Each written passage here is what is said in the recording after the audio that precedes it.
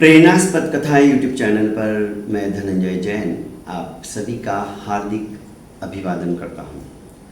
छोटी सी कहानी डीजे की जुबानी। दोस्तों, एक नगर में एक चोर इस तरह से चोरी करता था कि किसी को कानों कान खबर नहीं लगती थी। सारी प्रजा संत्रस्त हो चुकी थी। प्रजा ने राजा के पास गुहार लगाई और कहने लगे कि महाराज, इस तरह से यदि चोर को पकड़ा नहीं गया तो हम सब मजबूरन एक एक करके दूसरे राज्य में अपना व्यापार शुरू कर देंगे। हम यहाँ नहीं रह सकते। दिन रात मेहनत करने के पश्चात जब हमारे कमाई का सारा हिस्सा कोई चोर चोरी करके ले जाए, हम नहीं बर्दाश्त कर सकते। राजा भी दुखी हो चुका था और आखिर राजा ने घोषणा करवा दी कि जो कोई चोर को पकड़ कर लाएगा उसे मुंह मांगा इनाम दिया जाएगा। दूसरा, चोरी करते हुए यदि चोर पकड़ा गया तो उसी समय उसके हाथ पैर भी काट दिए जाएंगे। 3-4 दिन तक तो चोरी नहीं हुई। लोगों को लगा कि घोषणा होने के बाद में शायद चोर भी डर गया हो। इधर चोर सोचने लगा, मेरा काम तो चोरी करना है, मैं चोरी नहीं करूंगा तो खाऊंगा क्या? चोरी के अलावा मुझे कुछ काम आता नहीं, ये मेरा कर्म है। और गीता में तो भगवान ने कहा है, कर्मण्येवाधिकारस्तु मा फलेषु कदाचन। उसने गीता के वाक्य को अपनी चोरी में घटा दिया कि कर्म करना तो मनुष्य का अधिकार है, फल की चिंता नहीं करना, सजा मिलेगी तब मिलेगी। पर आज यदि मैंने चोरी नहीं की तो मैं तो भूखा मर जाऊंगा, वैसे भी मरने वाला हूं। तो चोरी करके यदि पकड़ा गया और फिर मारा गया तो कोई प्राप्त देखा जाएगा, तब की तब। फिर से चोरी के लिए तैयार हो गया। एक घर के अंदर जैसे ही वो घुसा तो घर वाले जग गए और चोर चोर करके चिल्लाने लगे। बिना कुछ वहां से सामान लिए, बिना कुछ चोरी किए यह चोर 9-2-11 हुआ। पर उस घर वालों की आवाज सुनकर जो पहरेदार थे वे चौकन्ने हो गए और भागते हुए चोर के पीछे लपक लिए। चोर बड़ी तेजी से भाग रहा था। पीछे मुड़ के उसने देखा तो सैनिक काफी पीछे थे, पर सैनिक 1-2 नहीं 6-7 थे। चोर ने सोचा कि कुछ ना कुछ इनको चकमा देना पड़ेगा, ऐसे भागूंगा तो मैं पकड़ा जाऊंगा। जैसे ही नगर के बाहर आया, देखा कि अब ज्यादा देर तक मैं भाग नहीं सकता, सांस भी फूलने लगा है। फटाक से एक तालाब जब उसने देखा तो अपने कपड़े सारे उतारे और तालाब में फेंक दिए। सिर्फ लंगोटी बची और सोचा कि बरगद के पेड़ के नीचे जाके अब बैठ जाता हूं, और भागकर बरगद के पेड़ के नीचे बैठ गया। सोचा कि अब क्या करूं। उस बरगद के पेड़ के ऊपर बहुत सारे बगुले बैठे थे।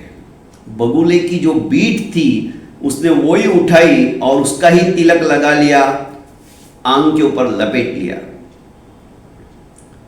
सूर्योदय होने में अभी विलंब था, थोड़ा अंधेरा ही था। सैनिक वहां पहुंच गए और उन्होंने कहा कि ए महाराज, इधर कोई आदमी को भागते हुए देखा क्या तुमने? पर इसने अपना मुंह नहीं खोला, मौनी बाबा हो गया, क्योंकि जानता था यदि घबराहट में कुछ निकल गया तो पकड़ा जाऊंगा। वो अपने अपने जैसे कोई बिल्कुल ध्यानस्थ मुद्रा के अंदर बैठा है ऐसा शो करने लगा। उनमें से 2-3 सैनिकों को डाउट आया कि हो ना हो ये चोरी होना चाहिए, हमको चकमा दे रहा है। पर सोचा यदि वास्तव में संत निकल गया, महात्मा निकल गया तो लेने के देने पड़ जाएंगे, राजा तो हमारे को मार डालेगा, संत हत्या हो जाएगी। चुपचाप उसके ऊपर निगरानी रखने लगे। चोर के समझ में आ गया कि कोई मुझे चुपचाप मेरे ऊपर वॉच कर रहा है। वो तो अपने जैसे समाधि में ही रह गया, क्योंकि उसे अपनी जान बचानी थी। 1 दिन, 2 दिन, 3 दिन हो गए, इसने अन्न का और पानी का ना तो कण लिया अन्न का और जल की एक बूंद ली। नगर में चर्चा होने लगी, अरे पता नहीं कब से ये भूखा प्यासा बैठा एक संत महात्मा प्रकट हुआ है हमारे नगर के बाहर। लोग दर्शनों के लिए भीड़ उमड़ने लगी। इन पहरेदारों ने तो, अंगरक्षकों ने, सैनिकों ने तो 3 दिन पहले ही इसको देखा, पता नहीं कितने महीनों से भूखे प्यासे बैठे होंगे। राजा तक खबर पहुंची तो राजा भी अपने लाव लश्कर के साथ में वहां पर दर्शनों के लिए आ गया। और राजा ने विनती की कि आप जैसे सिद्ध पुरुष हमारे नगर के बाहर क्या कर रहे हैं, आप मेरे अतिथि भवन में पधारिए।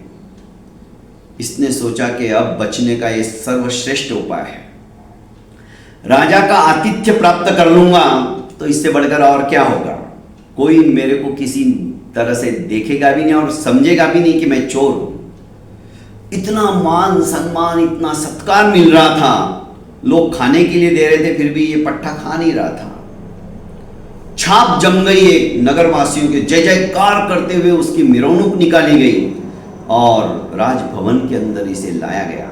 ये सोचने लगा, मैं तो नकली साधु हूं, वास्तविक साधुत्व के गुण यदि मेरे में आ जाए, मैंने तो सिर्फ 3 दिन की तपस्या की, इसमें मेरा इतना मान सम्मान हो रहा है, यदि मैं सचमुच का साधु बन जाऊं तो क्या होगा।